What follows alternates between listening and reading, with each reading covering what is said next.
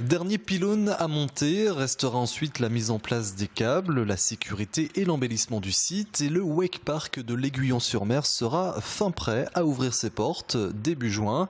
Les passionnés de glisse, débutants ou confirmés, y découvriront l'un des 5 plus importants téléskis nautiques de France avec ses 750 mètres de long.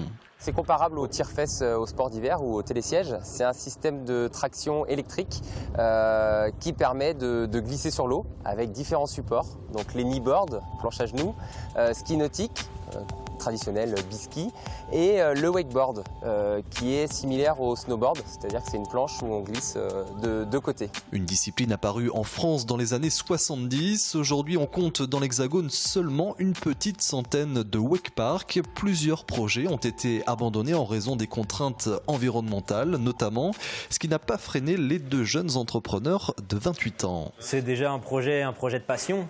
Nous, on est tous les deux passionnés par l'océan, tous les sports de glisse, les sports aquatiques.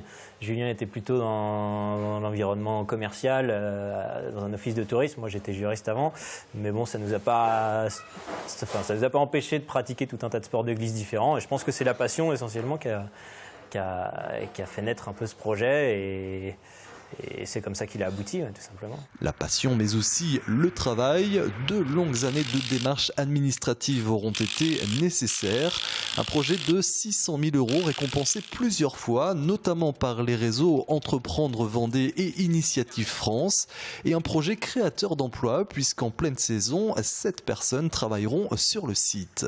Avant ça, l'ouverture prévue début juin et les premiers essais dès ce week-end.